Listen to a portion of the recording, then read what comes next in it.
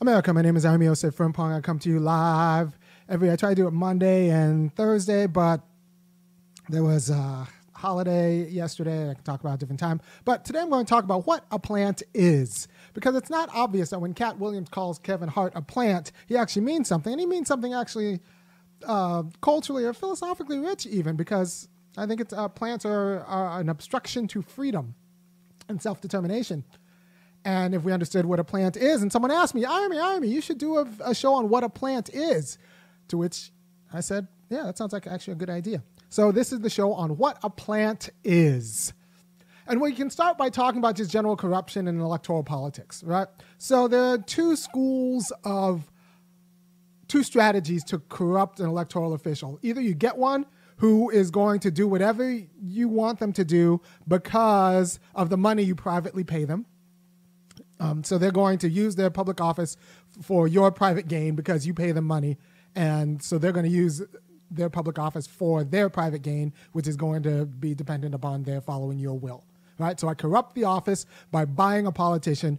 The problem with that is that politicians might go for another bit of money, right? So that's the thing with hiring mercenaries in general. You hire someone to do your cause who's only in it for the money, and then when someone pays them more money, they become an agent of them, right? And so that's one strategy. You find someone who's willing to do anything you want for money, and then pay them money in order for them to corrupt their office to do it in the way you like. Or you find someone who principally agrees with you.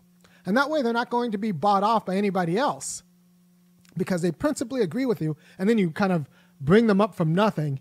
But because they principally agree with you, you fill them so full of resources that they succeed anyway. And they have loyalty to you and they principally agree with you. So you don't have to worry about them getting bought off by somebody else. And that's two ways of having a plant in electoral offices. The problem with the second way is that person might have a religious conversion and there's no way to get them back. Right? Because they have principles and you can trust them to stick with their principles. You can also trust that their principles are with yours. But what happens when they change their mind? Something happens, like I said, a religious conversion or something that deforms the alignment of their principles with you and with your needs. So that is a problem with having a principled plant. Now, within, say, the entertainment industry, the plant problem takes a different kind of hue because entertainment's not just merely entertainment, it's also culture. And culture is how we turn our freedom into meaning, right? And culture is what helps us manage our freedom in a responsible way. So we need culture, except,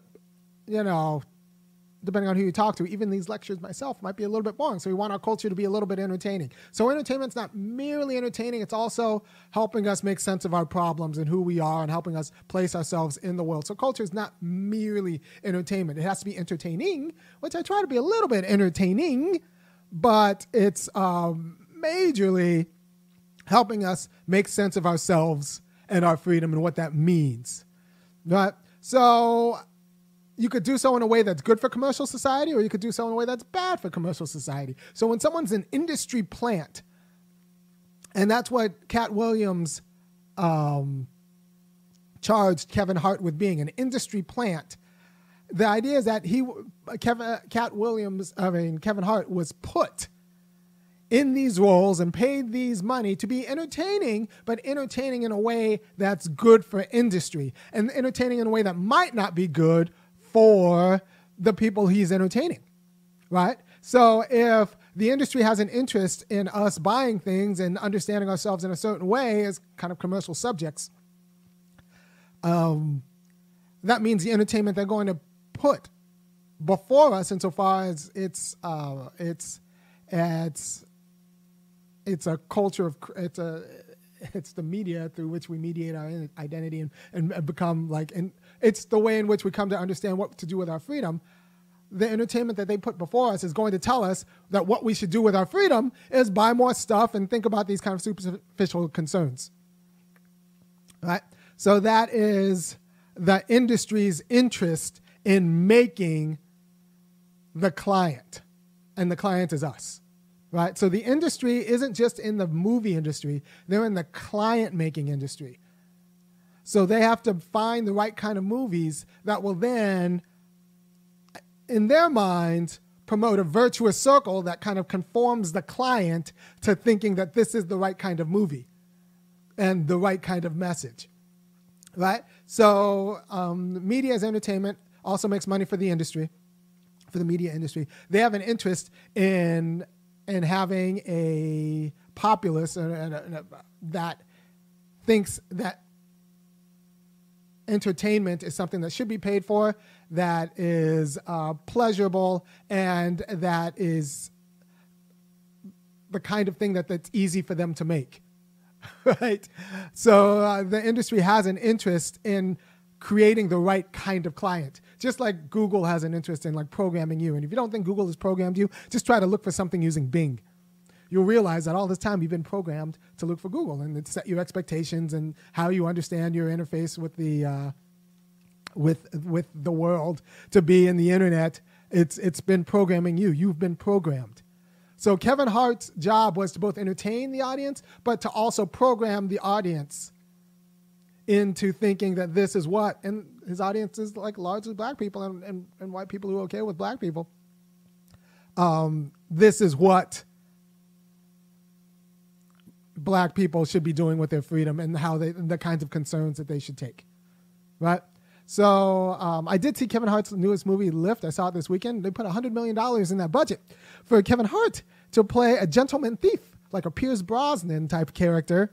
And I'll tell you that man can neither act, and it was a dramatic role, and he's not that funny. I mean, he's a professional comedian, so he's not without humor. But we all know, especially my black people in the audience, we all know 20 Negroes like we could find within a half-mile radius who are as funny as Kevin Hart.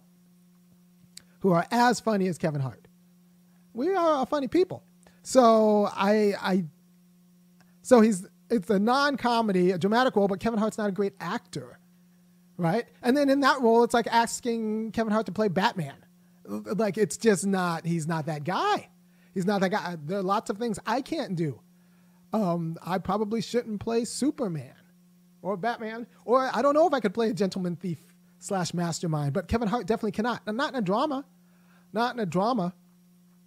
There are a lot of, it never made sense. And so why was he put in that position? That's an interesting question. How do you get a guy? So what's he willing to do that other people aren't? And what is he willing to tell black people that black people are that other people aren't? And so that's the question you need to kind of ask yourself about when you see a guy like Kevin Hart in this kind of role. He's neither an actor, and this is a drama, and so it wasn't really funny, and he's not Tom Cruise, although they're about the same height, but he's not Tom Cruise. Let's stop pretending that he is. And Tom Cruise is actually a really good actor, and he's a very good action actor. And yet Kevin Hart was able to get $100 million, the budget, like Netflix spent $100 million on this movie. So what are they trying to produce? Not a profit, but a kind of clientele which is so thirsty or like ridiculous that they're willing to accept that like black drama looks like Kevin Hart. Or even black action heroes look like Kevin Hart and act like Kevin Hart and comport themselves. He was a little twerp playing a gentleman thief, right? So like it was ridiculous in myriad ways. There's nothing debonair about Kevin Hart, even as he was acting. He couldn't because he's not that great of an actor. So how does he get that part? And he gets that part because he's willing to tell the stories that white people want black people to hear. And make no mistake, those stories are sometimes profitable, but what they're doing is social management. So anytime you see a piece of entertainment that's better for the industry than it is for the people that they're entertaining, that's not great. And it's not necessarily market-based because the industry controls distribution. And in high production values, it controls the flow of capital. And you can't really say that it's based on the market. And I think The Color Purple is similar. I don't think you made the new remake of The Color Purple is about making money. It's about creating a certain kind of black community. And so these movies have an agenda because they're not merely entertainment, and they're not even merely profit-seeking. A lot of it's community control, and so you need plants as actors who are okay with having more allegiance to the industry needs than the people who are the targeted audience. And the clearest non-plant actor, probably the biggest non-plant actor, non-plant entertainer of the 20th century, and it might not even be close. Some people say Harry Belafonte, but I'll go harder. I'll go Paul Robeson. Paul Robeson is the anti-plant. It was in spite of his immense talent that he was he kept getting roles and esteem. In a time before mass communications proper, like Paul Robeson, in spite of his what he was doing for the black community, was getting roles. But in general, we can't expect actors to be altruistic. But when you look at even like Eddie Murphy, Dave Chappelle, Jamie Foxx, the black community isn't worse off for their oeuvre, right? So everybody made money off those guys, Denzel Washington. Everybody made money off those guys, but you can't really say that black people, Will Smith, black people are worse off for the fact that those people were cast in those positions and entertained us, those black and white entertained us Americans the way they did. You can't really say that the community is worse off. So you can't. So the charge of them being plants who are there to degrade the community for the benefit of industry doesn't really quite fit, because the community is not really worse off. With Kevin Hart, though, he hasn't really made black community or black culture better. It hasn't been a net positive.